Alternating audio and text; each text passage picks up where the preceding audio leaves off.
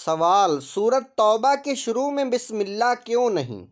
جواب: اس کی توجیہ میں مختلف اقوال ہیں، جس میں راجح اور مشہور یہ ہے کہ حضور صلی اللہ علیہ وآلہ وسلم کی عادت مبارکہ یہ تھی کہ جب بھی کوئی آیت نازل ہوتی تو آپ کاتبین وحی صحابہ کو بلا کر اس آیت کو جس جگہ جس صورت میں لکھنا ہوتا تھا بتلا کر اس آیت کو لکھوا دیتے۔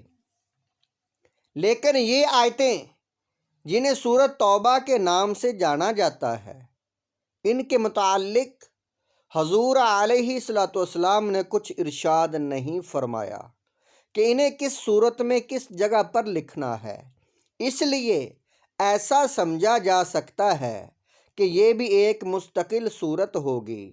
تاہم سورہ انفال کی آخری اور سورہ توبہ کی ابتدائی آیات کے مضامین میں مناسبت پائی جاتی ہے۔ دونوں صورتوں میں مناسبت کی وجہ سے سورہ توبہ کو سورہ انفال کے بعد رکھا گیا۔ دوسری طرف جب ایک صورت کو دوسری صورت سے علیحدہ کرنا ہوتا تو بیچ میں بسم اللہ لکھی جاتی تھی، تاکہ یہ معلوم ہو کہ دونوں صورتیں الگ الگ ہیں۔ سورہ توبہ کے شروع میں بسم اللہ نہیں لکھوائی گئی تاکہ ما قبل والی صورت کے ساتھ اس کا تعلق ہونا سمجھ میں آئے، اور چونکہ یہ بات واضح نہیں تھی کہ سورہ توبہ الگ سورہ ہے یا سورہ انفال ہی کا جز ہے، اس لیے دونوں پہلوؤں کو مد نظر رکھتے ہوئے صحابہ کے زمانہ میں جب حضرت عثمان نے قرآن کو جمع کیا تو اس کے شروع میں بسم اللہ نہیں لکھی گئی اور اگلی صورت سے اس کو الگ بتایا گیا تاکہ دونوں صورتوں کو ایک ہی نہ سمجھ لیا جائے۔ جو شخص اوپر سے سورہ انفال کی تلاوت کرتا آیا ہو اور سورہ توبہ شروع کر رہا ہو، وہ بسم اللہ الرحمن الرحیم نہ پڑھے، لیکن جو شخص اس سورت کے شروع یا درمیان سے اپنی تلاوت شروع کر رہا ہو، اس کو چاہیے کہ بسم اللہ الرحمن الرحیم پڑھ کر شروع کرے۔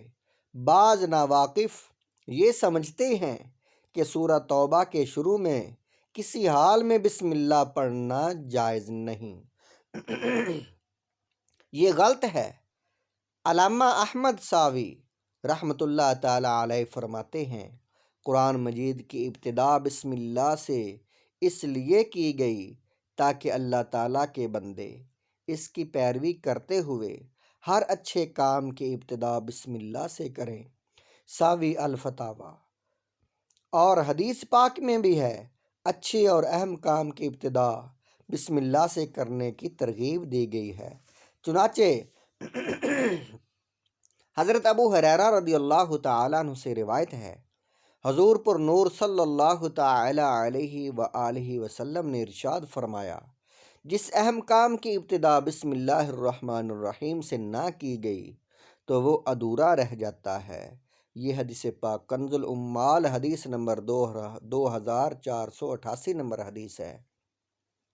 لہٰذا تمام مسلمانوں کو چاہیے کہ وہ ہر نیک اور جائز کام کی ابتدا بسم اللہ الرحمن الرحیم سے کریں، اس کی بہت برکت ہے۔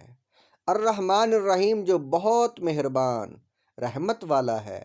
امام فخر الدین رازی رحمۃ اللہ علیہ فرماتے ہیں، اللہ تعالیٰ نے اپنی ذات کو رحمان اور رحیم فرمایا تو یہ اس کی شان سے بعید ہے کہ وہ رحم نہ فرمائے۔ مروی ہے کہ ایک سائل نے اپنے بلند دروازے کے پاس کھڑے ہو کر کچھ مانگا تو اسے تھوڑا سا دے دیا گیا۔ دوسرے دن وہ ایک کلہاڑا لے کر آیا اور دروازے کو توڑنا شروع کر دیا۔ اس سے کہا گیا کہ تو ایسا کیوں کر رہا ہے؟ اس نے جواب دیا، تو دروازے کو اپنی عطا کے لائق کر یا اپنی عطا کو دروازے کے لائق بنا۔ اے ہمارے اللہ عز و جل، رحمت کے سمندروں کو تیری رحمت سے وہ نسبت ہے جو ایک چھوٹے سے ذرے کو تیرے عرش سے نسبت ہے، اور تو نے اپنی کتاب کی ابتدا میں اپنے بندوں پر اپنی رحمت کی صفت بیان کی، اس لیے اپنی رحمت اور فضل سے محروم نہ رکھنا۔ تفسیر کبیر میں یہ واقعہ موجود ہے۔ اللہ تعالی ہم سب کو اپنی رحمت سے نوازے اور ہر کام کی ابتدا، ہر نیک عمل کی ابتدا بسم اللہ سے کرنے کی توفیق عطا فرمائے۔ تبلیغ 92 چینل کو سبسکرائب کرنا، لائک کرنا اور شیئر کرنا مت بھولیں۔